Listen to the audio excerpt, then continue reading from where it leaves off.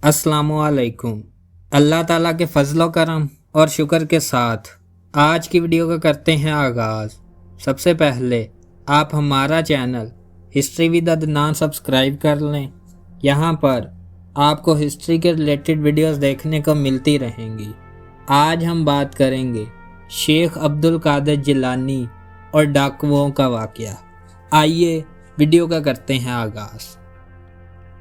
हज़रत शेख अब्दुल कादिर जिलानी 14 बरस की उम्र में आला तालीम के लिए एक काफ़िला के साथ बगदाद को रवाना हुए। वालिदा मोहतरमा ने आपकी गदड़ी में 40 अशरफियाँ रखकर इस मकसद के लिए सी दी कि हिफाजत रहे और ज़रूरत के वक़्त काम आ सकें। बदकिस्मती से रास्ते में डाका पड़ा। जो शय जिसके हाथ आई डाकुओं ने उससे बड़ी बेदर्दी से छीन ली। डाकुओं ने आपसे पूछा, तुम्हारे पास क्या है? आपने कहा 40 अशरफियाँ।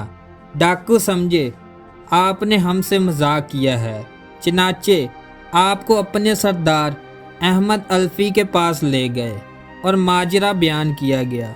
सरदार ने भी आपसे यही पूछा और आपने उसे भी यही जवाब दिया। इसने कहा, अच्छा लाओ दिखाओ तो वो 40 अशरफियाँ कहाँ हैं? आपने गदड़ी उधेड़ी और अशरफियाँ निकाल के उनके सामने रख दी। डाकू बहुत हैरान हुए। सरदार ने कहा, ऐ लड़के, तूने ऐसी छुपी हुई चीज़ जो 1000 कोशिशों के बावजूद भी हमारे हाथ न आ सकती थी, क्यों ज़ाहिर कर दी? आपने जवाब दिया, मैं तालीम की गर्ज से बगदाद जा रहा हूँ। ये अशरफियाँ मेरी वालिदा ने सफ़र के खर्च के लिए मेरी गदड़ी में रखी थीं।